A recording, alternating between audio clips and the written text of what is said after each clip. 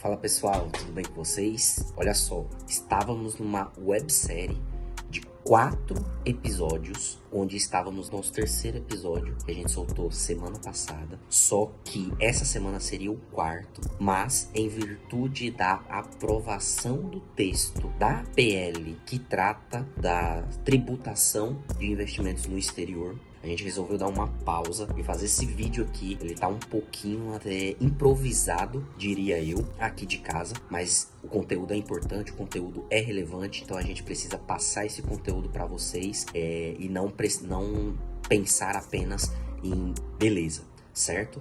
Mas interessantíssimo o que o texto da reforma foi aprovado no Congresso, que provavelmente será o mesmo texto que vai para a sanção presidencial. Então a gente provavelmente não terá mais emendas, não terá mais alterações nesse texto aqui, tá? Eu tô com ele aqui em tela no meu notebook, certo? Então só para vocês terem uma ideia aqui, ele tem 48 páginas, estou olhando aqui para ele agora, tá bom?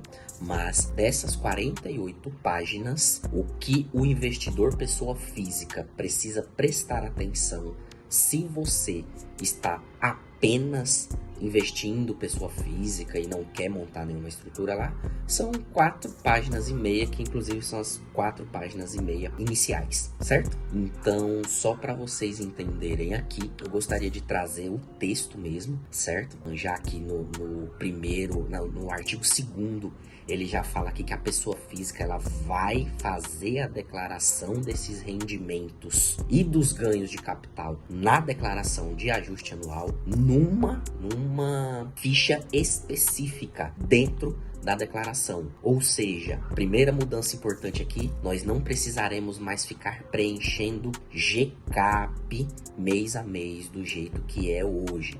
Isso é muito interessante, por quê? Porque agora nós teremos uma forma de fazer a declaração de investimentos no exterior de maneira correta, né? Uma declaração específica para esse tipo de investimento.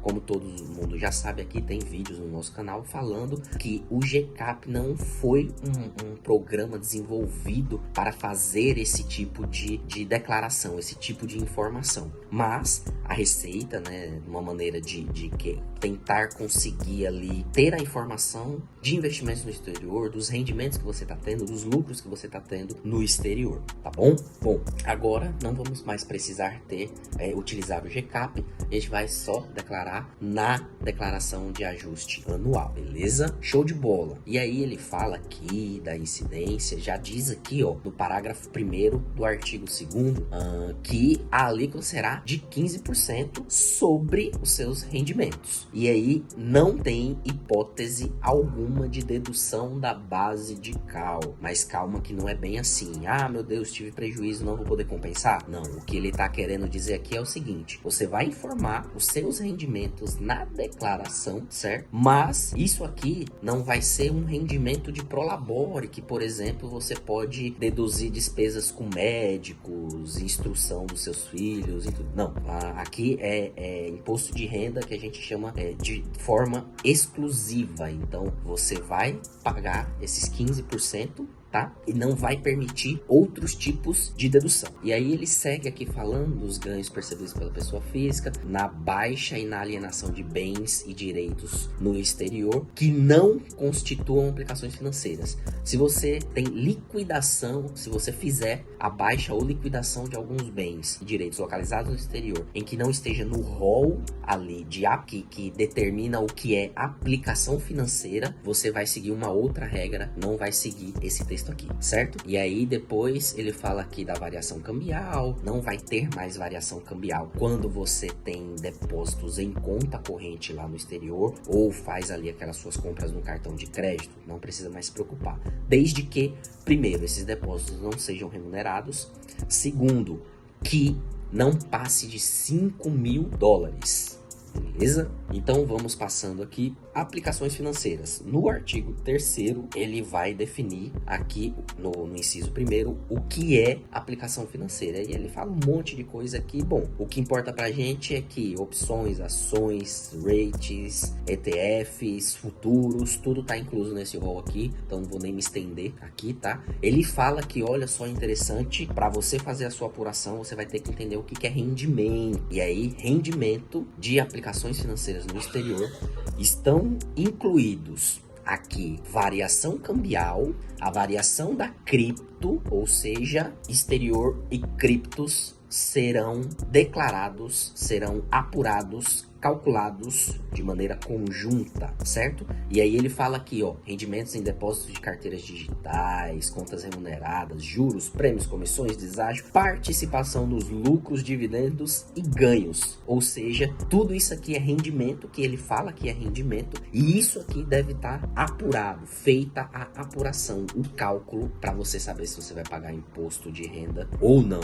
Parágrafo 2º do artigo 3º, para mim, é o mais importante, porque ele vai gerar muitas dúvidas, muita gente vai falar aí na internet coisa que não é, então preste bem atenção nesse parágrafo 2º do artigo 3º. Os rendimentos de que trata o caput, né, que é rendimentos de aplicações financeiras no exterior, são computados na DDA, isso aí a gente já fala, já sabe que ele já falou, né, e tem a incidência de imposto de renda, como o recebimento de juros e outras espécies de remuneração em relação aos ganhos, inclusive da variação cambial sobre o principal, no resgate, na amortização, na alienação, no vencimento ou na liquidação das aplicações financeiras. O que esse artigo traz pra gente? Ele fala que a gente vai declarar uma vez ao ano. De certa maneira, isso já estava sendo ocorrendo. Isso já estava ocorrendo. O que a gente fazia era um controle ali no GCAP, lançando direitinho. A gente não vai conseguir mais fazer esse controle mensal. A gente vai ter que colocar as informações, né, direto no ajuste anual.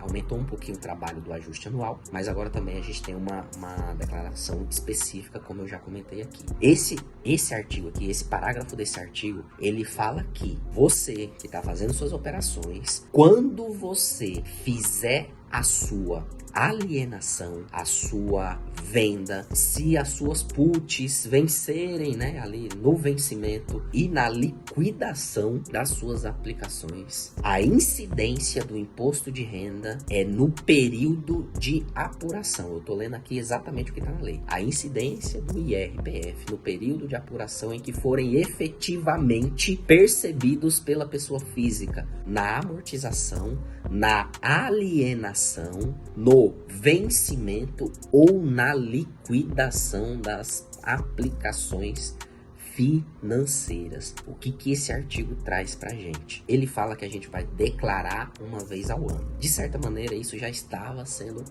ocorrendo. Isso já estava ocorrendo. O que a gente fazia era um controle ali no GCAP, lançando direitinho. A gente não vai conseguir mais fazer esse controle mensal. A gente vai ter que colocar as informações, né, direto no ajuste anual.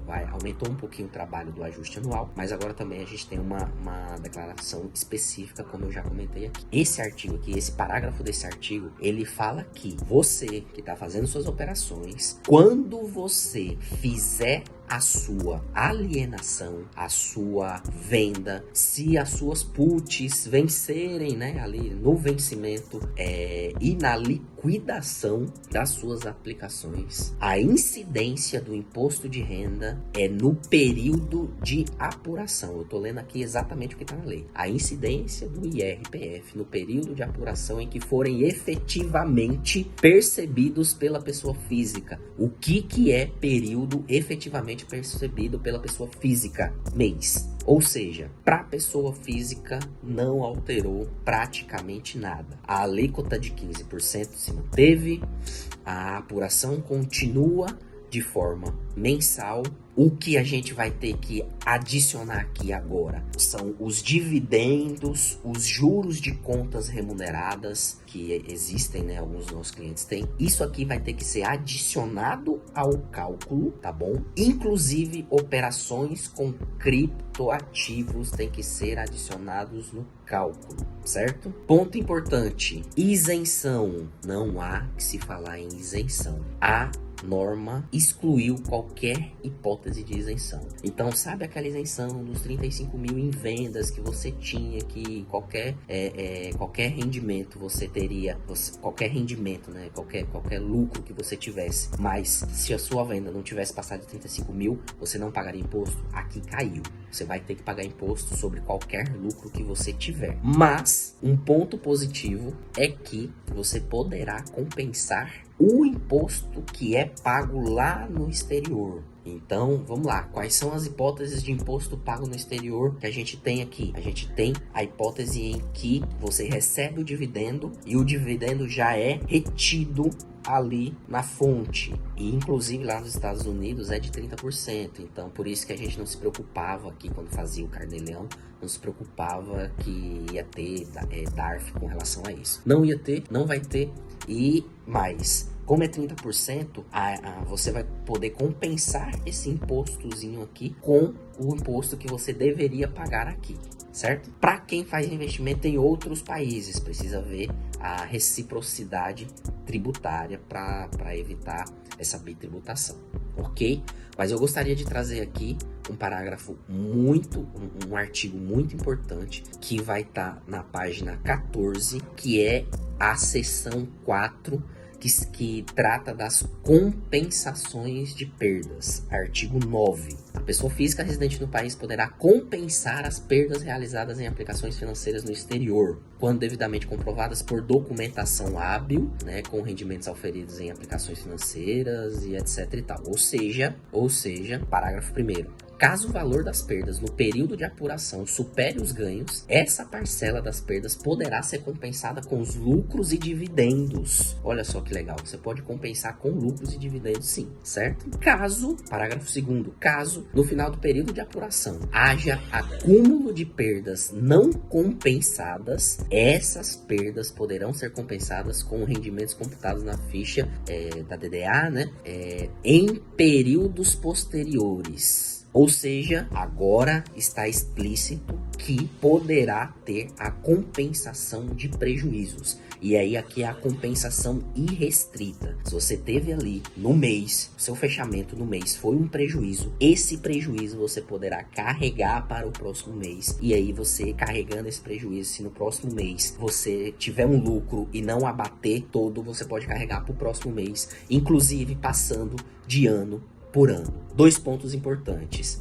Primeiro, você tem que fazer esse cálculo e manter a documentação disso aqui mensalmente. Caso a Receita precise comprovar alguma coisa, ela vai te chamar, vai ter que apresentar, certo? Segundo ponto, precisa estar declarado na sua declaração. Já falei aqui, vou repetir pela 30ª vez, a declaração agora, a partir de 2024, será dentro da declaração de ajuste anual. Ou seja, começou em 2024, beleza? Aquela declaração que a gente vai fazer lá em março, abril, maio de 2024, ainda vai ter o GCAP de 2023. Mas na declaração de 2025, referente a 2024, já vai ter o campozinho específico para você fazer a sua declaração de investimento no exterior. É nesse campo, nessa declaração específica, que precisa conter todos os seus resultados, inclusive o prejuízo, para poder você ter direito de compensar no futuro, beleza? Pessoal,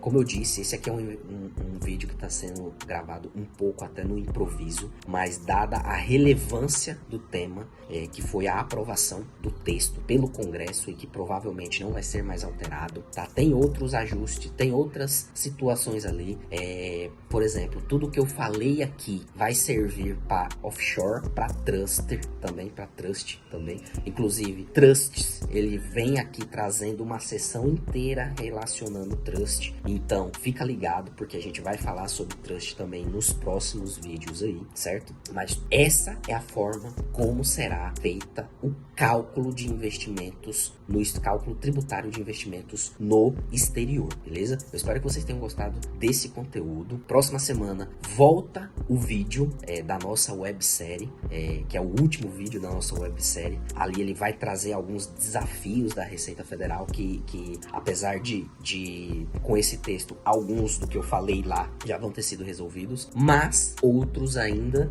não, certo? Outros ainda não. Então fica ligadinho nesse vídeo. Se você não assistiu nenhum vídeo da nossa websérie, vai lá, assista, tá bem legal, que você vai entender de maneira hábil, ágil, sem enrolação, o que de fato está sendo alterado para quem faz investimentos no exterior, certinho? Qualquer dúvida que você tiver, pode deixar aqui nos comentários, se inscreva no nosso canal para você receber as notificações dos nossos vídeos, legal? Deixa um joinha aí, um curtiu pra gente ver que tá sendo relevante esse conteúdo para você, e sigam a gente nas nossas mídias sociais. Um forte abraço e até mais.